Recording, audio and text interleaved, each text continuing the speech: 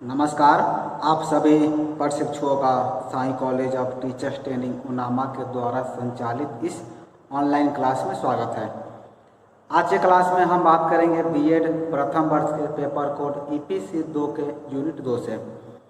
Unit 2 में हम पिछले कई दिनों से बात कर रहे थे, जो आपका टॉपिक था भारतीय कला एवं कलागत तत्वों के बारे में। इसके अंतर्गत हमने बहुत सारे बिंदुओं पर बात किया था और अंतिम में हम जान रहे थे जो आप कह सकते हैं कला के जो भेद होते हैं, कला के जो प्रकार होते हैं, उस पर हम चर्चा कर रहे थे, जिसके अंतर्गत हमने 2 बिंदुओं पर बात किया था। और आज हम जानेंगे वर्ण के बारे में। तीसरा बिंदु है वर्ण, यानी कि कलर।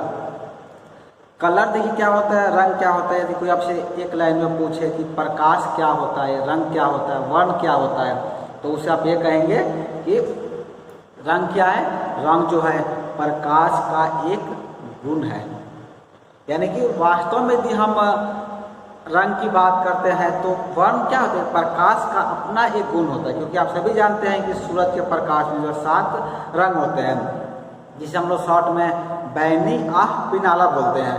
तो जो सूरज के प्रकाश में जो 7 रंग होते हैं, जो किसी भी वस्तु पर पड़ते हैं, यानी वस्तु पर पड़ने के उपरांत वो वस्तु के द्वारा सभी रंगों को अपने अंदर अवशोषित कर लिया जाता है। और अवशोषित करने के उपरांत जो रंग परावर्तित करता है, वही रंग उस प्रकाश का या उस आप कहें तो वही रंग उस वस्तु का रंग बन जाता है। वही जो रंग जो परावर्तित करेगा, जो रिफ्लेक्ट करेगा, वही उसका रंग बन जाता है। आप सभी को याद होगा, मैंने असाइनमेंट में भी यह प्रश्न दिया था, तो आप लोगों में से एक प्रशिक्षु ने जो है इसकी बहुत एक अच्छी परिभाषा दी थी, जो कि मुझे बहुत अच्छी लगी थी। तो मुझे लगा कि आप सभी के साथ भी उसे साझा करना चाहिए। उन्होंने लिखा था, मैं उन्हीं के शब्दों में आपको बता रहा हूँ। उनके द्वारा लिखा गया था कि इस जगत में किसी भी चीज़ में रंग नहीं है, यानी कि पानी, हवा, अंतरिक्ष और पूरा जगत ही रंगहीन है। यहाँ तक कि जिन चीज़ों को आप देखते हैं वह भी रंगहीन ही होता है, रंग केवल प्रकाश में होता है। खैर, ये तो एक परिभाषा थी जो उन्होंने लिखा है, लेकिन इसके बाद जो शब्द लिखे थे, जो कि मुझे बहुत ही अच्छा लगा, उनके द्वारा लिखा गया था कि रंग वह नहीं जो कि दिखता है। यानी कि जो हमें दिखता है वह रंग नहीं है, बल्कि रंग वह है जो कि उसे वह त्यागता है। यानी किसी वस्तु का जो वो कौन सा रंग है, वो तभी पता चलेगा जब वो उसे त्यागेगा, यानी कि छोड़ देगा। यदि वो अपने अंदर समाहित कर लेगा तो वो उसका रंग नहीं हो सकता है। आगे उन्होंने लिखा था कि आप जो भी रंग बिखेरते हैं वही आपका रंग हो जाएगा। आप जो अपने पास रख लेंगे वह आपका रंग नहीं होता है। ठीक उसी प्रकार या ठीक उसी तरह से जीवन में जो कुछ भी आप देते हैं वही आपका गुण हो जाता है। अगर आप आनंद देंगे तो लोग आप ये कहेंगे कि आप बहुत ही आनंदित व्यक्ति हैं। यानी उनका अर्थ क्या था, हमने यहाँ ये समझा रंग की परिभाषा में कि जो चीज़ हम त्याग देते हैं, जो यानी जो चीज़ हम अपने पास नहीं रखते हैं, वही हमारा गुण हो जाता है। मान लीजिए कोई फूल अगर है, उस फूल में सुगंध हमें कब मालूम चलती है, जब वो सुगंध को त्यागता है, छोड़ता है। यदि वो सुगंध अपने अंदर रख लेगा तो हमें उसका सुगंध के बारे में पता नहीं चल पाएगी। तो रंग आपको बेसिकली ही होता है, इंसान पर भी ये गुण लागू होता है। जो गुण, जो व्यवहार आप त्यागेंगे, लोगों के सामने प्रस्तुत करेंगे, वही आपका रंग हो जाएगा, वही आपका वर्ण हो जाएगा। तो चलिए वर्ण में हम आगे जानते हैं। देखिए वर्ण में क्या होता है, रंग की बात करेंगे तो रंग के भी प्रकार होते हैं, यानी कि प्राइमरी रंग, सेकेंडरी रंग, ऐसे बहुत प्रकार होते हैं। इसमें थोड़ा सा कन्फ्यूजन रहता है। 2 चीज़ आपको देखने को मिलेगा, एक आपको मिलता है RGB और एक आपको मिलता है RYB। ये क्या है, RGB जो है रेड, ग्रीन, ब्लू, ये है प्राइमरी कलर, ठीक है। उसके बाद RYB रेड, येलो, ब्लू, ये भी प्राइमरी कलर है। अब आप सोच रहे हैं कि 2 प्राइमरी कलर कैसे हो गया, तो ये ऊपर का जो RGB जो है ये प्रकाश का प्राइमरी कलर है। जब साइंस पढ़ेंगे तो साइंस के अंदर हम लोग RGB पढ़ते हैं। क्योंकि हम कला का क्लास कर रहे हैं, आर्ट सीख रहे हैं, विजुअल आर्ट जान रहे हैं, तो विजुअल आर्ट में जो है RYB यानी कि लाल, पीला और नीला, इसको जो है प्राइमरी कलर माना गया है। इन तीनों रंगों को मिला करके आप कोई भी रंग आसानी से प्राप्त कर सकते हैं। तो वैसे रूप से हम RYB के बारे में आगे चर्चा करेंगे। जितने भी आगे आप पढ़ेंगे, जैसे कि जो भी वर्ण भेद हो गया, वर्ण हो गया, सब हम RYB के अकॉर्डिंग ही जानेंगे, क्योंकि RGB का अलग फॉर्मूला हो जाता है। यहाँ पर देखेंगे, यहाँ पर ग्रीन जो है ये क्या है, ये प्राइमरी कलर है, ये साइंस के अनुसार। और यहाँ पर येलो जो है ये प्राइमरी कलर है। क्या करें हम, येलो और ब्लू को मिलाते हैं तो ग्रीन बनता है, यानी कि विजुअल आर्ट के अकॉर्डिंग। लेकिन इसमें जो है अलग फार्मूला होता है, तो हम साइंस वाले को अभी डिस्कस नहीं करेंगे। फिलहाल हम जो आपका विजुअल आर्ट है, विजुअल आर्ट वाले कॉलम को लेकर आगे बढ़ते हैं। तो आप पहले लिखेंगे वर्ण, यानी कि रंग। रंग जो है मुख्यतः, रंग में आप लिखेंगे, रंग में मुख्यतः 3 गुण होते हैं। हम वर्ण के गुण की बात करें, आप यहाँ पर लिख लेंगे वर्ण गुण, यहाँ पर छूट गया वर्ण, आप गुण लिखेंगे, ठीक है ना, गुण। तो रंग का जो गुण होता है, वर्ण का जो गुण होता है, वो मुख्यतः 3 प्रकार के होते हैं। पहला होता है रंगत, दूसरा होता है मान, और तीसरा होता है सघनता। इसे इंग्लिश में कहते हैं ह्यू, वैल्यू और इंटेंसिटी। रंग के जो है मुख्यतः 3 भेद होते हैं। पहला हो गया ह्यू, दूसरा हो गया वैल्यू, और तीसरा हो गया इंटेंसिटी। इसमें क्या होता है कि रंगत के लिए हम बात करें, पहला में आपको लिखना है ह्यू में। आप सब यदि फोटोशॉप या कोई भी फोटो एडिटिंग ऐप यूज करते होंगे तो उसमें एक ऑप्शन आता है ह्यू का। ह्यू आप सभी शायद यूज करते भी होंगे, नहीं भी करते होंगे। ह्यू में क्या होता है, रंगत बदलता है, यानी कि कोई चीज़ यदि लाल है, ब्लू है या ग्रीन है, तो ह्यू में आप चेंज करेंगे तो उसका आप देखें कलर जो है क्या होता है, बदलते जाता है। तो ये भी किसका, वर्ण का, रंग का एक गुण होता है। इसमें आप लिखेंगे कि रंग की प्रगति को हम लोग रंगत कहते हैं, यानी कि ह्यू कहते हैं। जैसे पीलापन, लालपन, नीलापन इत्यादि। यानी रंग की जो प्रकृति है, एक होता है कि पूर्णतः से पीला होता है, ठीक है, एक होता है पीलापन, यानी उसमें पीला का उसमें अंश है। एक नीला होता है, एक नीलापन होता है, यानी कि उसमें हम कहते हैं कि इसमें नीला का अंश है। तो यह जो गुण होता है, यह वर्ण का गुण, जिसकी सहायता से पीले, लाल तथा नीले के मध्यांतर को दर्शक जान पाते हैं, उसे हम लोग रंगत कहते हैं। जैसे कि मेरे पास एक ऑब्जेक्ट अभी है, ये डस्टर है, तो इसमें आप क्या देख रहे हैं, इसमें नीला है लेकिन पूरी तरह से नीला नहीं है, इसमें हमें सफ़ेद का भी मिश्रण किया गया, यानी कि ये हल्का नीला आप इसे कह सकते हैं। नीला का इसमें गुण है, या सफ़ेद का भी गुण इसमें कह सकते हैं, क्योंकि नीला में सफ़ेद कलर मिला करके इस रंग कैसे तैयार किया गया है। तो इसे आप लोग ह्यू की श्रेणी में रख सकते हैं, आप ये कह सकते हैं कि इसमें एक गुण है। उसके बाद दूसरा आपका होता है मान, जिसे हम लोग वैल्यू कहते हैं। वैल्यू में लिखेंगे कि यह रंगत के हल्के एवं गहरेपन का द्योतक है, जैसे कि गहरा लाल, हल्का लाल इत्यादि। किसी रंग में यदि हम सफ़ेद रंग मिला दें तो उस रंग का मान बढ़ जाता है, और यदि किसी रंग में काला रंग मिला दिया जाए तो उस रंग का मान कम हो जाता है। इस प्रकार सफ़ेद एवं काले की मात्रा किसी एक रंग में मिलाकर एक ही रंगत के विभिन्न मान या विभिन्न वैल्यू प्राप्त किए जा सकते हैं। ये इसमें देखिए 2 रंग का प्रयोग किया था। कोई एक रंग है तो ब्लैक और वाइट, काला और सफ़ेद रंग को मिला करके उसके वैल्यू को कम किया जाता है। आप देखते हैं ना, कोई चीज़ बहुत ज़्यादा डीप रेड होता है, कोई लाइट रेड होता है, कोई एकदम नॉर्मल रहता है। तो ये जो वैल्यू जो उसका होता है, वैल्यू को हम लोग कम और जो अधिक करते हैं उसे मान या सघनता के श्रेणी में रखा जाता है। और तीसरा आपका होता है सघनता, यानी किसे कहते हैं, इंटेंसिटी। इंटेंसिटी जो है यह रंग की शुद्धता का परिचायक है, यानी कि जितना अधिक वर्ण शुद्ध होगा उतना ही उसका घनत्व होगा, यानी कि उसकी इंटेंसिटी होगी। इंटेंसिटी आप सभी जानते होंगे, लोग नहीं बोलते हैं कि इसकी इंटेंसिटी कितनी है, इसकी सघनता कितनी है। तो अधिक घनत्व वाले वर्ण चमकदार होते हैं तथा मिश्रित वर्णों में सघनता कम हो जाती है। किसी भी वर्ण में तटस्थ रंग या धूमिल रंग मिलाकर वर्ण की सघनता को कम किया जा सकता है। जैसे मान लीजिए कोई बहुत तेज लाइट है, बहुत तेज कलर है, जो कि हमारी आंखों को चुभता है, तो वो हम क्या करते हैं, उसमें जो रंग में जो धूमिल रंग होते हैं वो धूमिल रंगों से मिलाकर के उसकी इंटेंसिटी को, उसकी सघनता को कम किया जाता है, यानी कि उसकी ब्राइटनेस को हम लोग कम करने का काम करते हैं, तो उससे हम लोग इंटेंसिटी सघनता कहते हैं।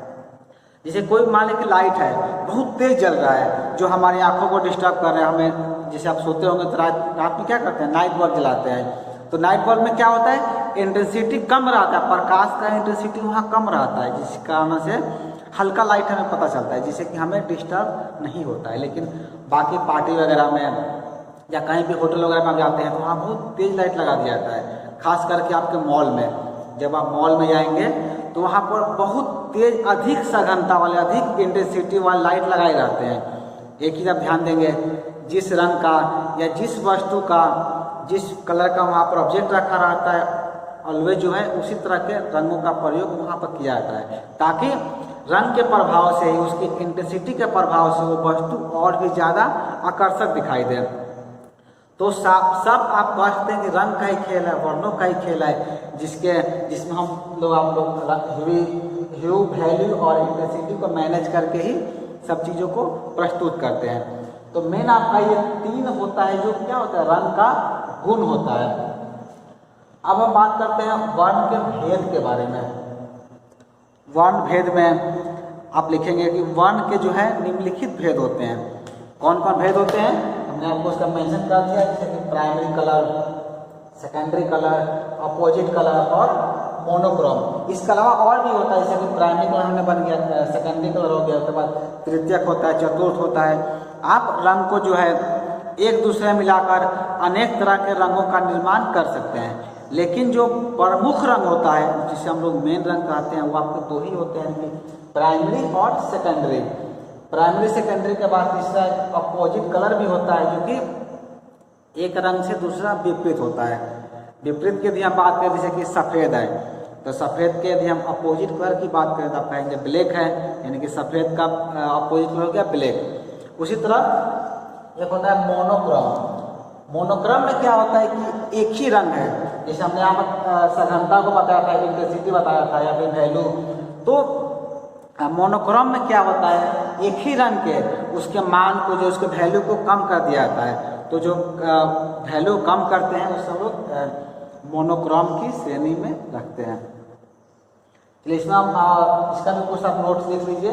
प्राइमरी कलर का वर्ण भेद के अंतर्गत आप लिखेंगे प्राइमरी कलर में। देखिए प्राइमरी कलर क्या होता है, इसे आप हम लोग मुख्य वर्ण या फिर प्राथमिक वर्ण भी कह सकते हैं। मुख्य वर्ण में आप लिखेंगे कि यह वह होता है जो किसी भी मिश्रण के द्वारा प्राप्त नहीं किए जा सकते हैं। यानी प्राइमरी रंग वो रंग होता है जिसे कि आप किसी भी तरह से तैयार नहीं कर सकते हैं, वो होता है प्राइमरी कलर, जो कि एकदम शुद्ध होता है। इस रंग को जो आप किसी भी तरह बना नहीं सकते हैं।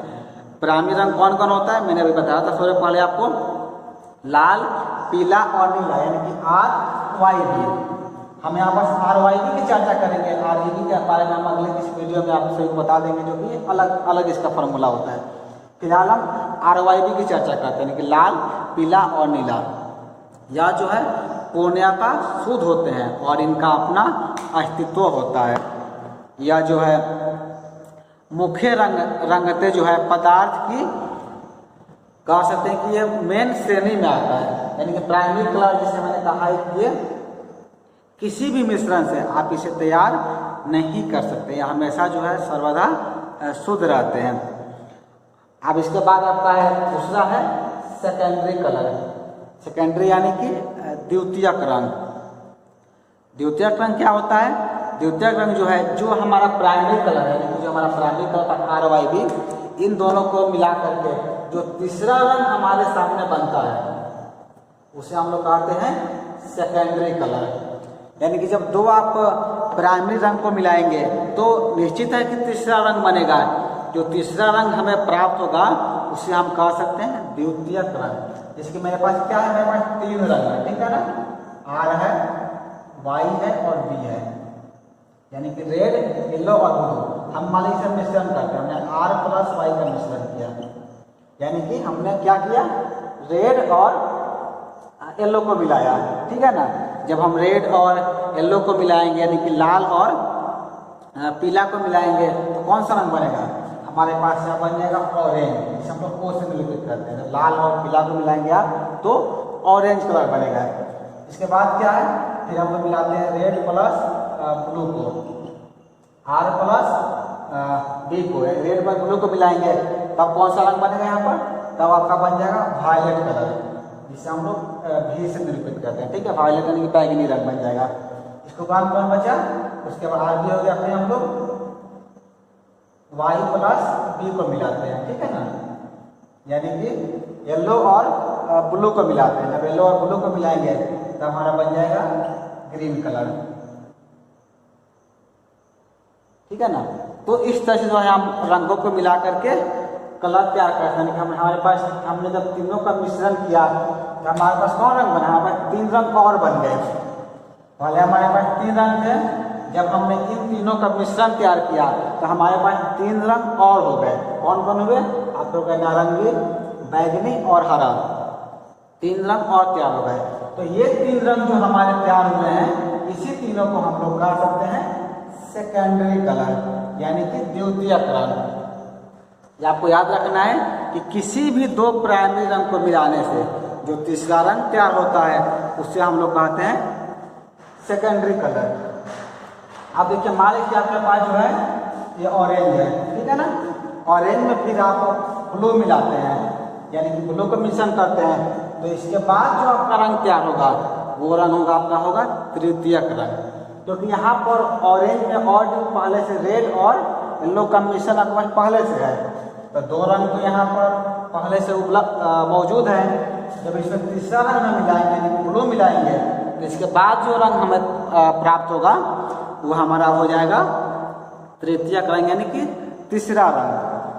आप सब सोचेंगे हम तीनों को मिलाएं तो कौन रंग बनेगा? यदि आर वाई और हम बी को मिला देते हैं तब हमें प्राप्त होगा ब्लैक कलर।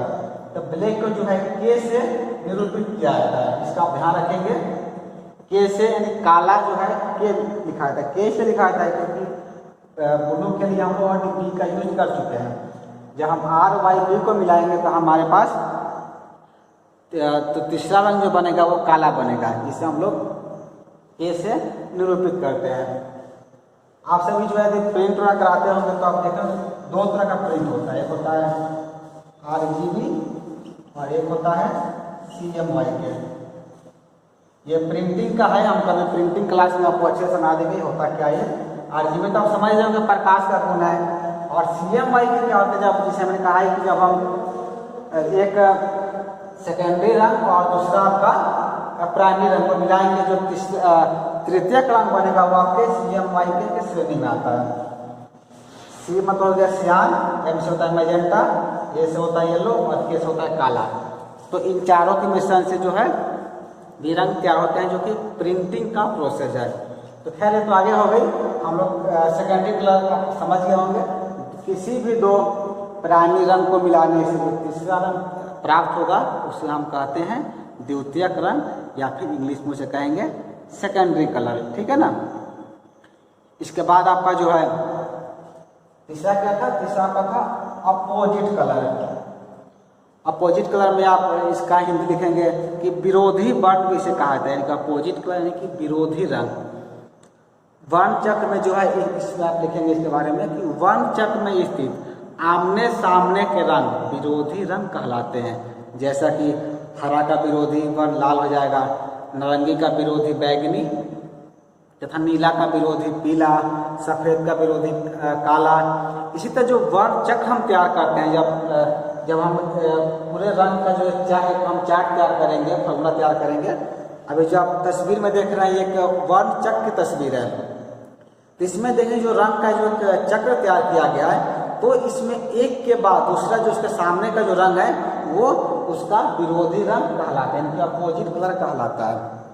अपोजिट के बाद एक आपका अंतिम था मोनोक्रोम। मोनोक्रोम यानी कि एकाकी वर्ण। एकाकी वर्ण मैंने आपको बताया था कि एकाकी वर्ण वह होता है कि जहाँ पर एक ही रंगत के विभिन्न मान तथा सघनता वाले रंगतों का तालमेल एकाकी वर्ण के अंतर्गत आता है। जो हमने यहाँ पर मान और सघनता को बताया था कि हम किसी रंग के क्या करते हैं, उसके इंटेंसिटी को, उसके वैल्यू को कम करते चले जाते हैं। तो जो कम करने की जो प्रक्रिया होती है एक रंग की, उसे ही हम लोग कहते हैं एकाकी वर्ण। यहाँ पर एक चीज़ आपको ध्यान रखना है, जैसे कि मान लो मेरे पास रेड है, ठीक है ना, तो हम रेड में बस वाइट कलर ही मिलाएंगे, ठीक है ना, बाकी कलर हम नहीं मिश्रण करेंगे। रेड में हम वाइट मिला सकते हैं या फिर इसमें हम ब्लैक मिला सकते हैं। वाइट या ब्लैक, सफ़ेद या काला मिला करके हम इसकी इंटेंसिटी को, इसके वैल्यू को कम करते हैं। जब हम ब्लैक मिलाएंगे तो क्या होगा, ये और डीप होते जाएगा, सफ़ेद मिलाएंगे तो लाइट होते जाएगा। तो एक ही रंग में जो हम विभिन्न सघनता, विभिन्न मान प्राप्त करते हैं, वो आपका होता है एकाकी वर्ण या मोनोक्रोम, इसे कहा जाता है। इसे एकाकी वर्ण क्यों कहते हैं, क्योंकि यह एक ही वर्ण से निर्मित होते हैं, यानी कि एक ही रंग से तैयार हुए रहते हैं, इसीलिए इसे एकाकी वर्ण कहा जाता है।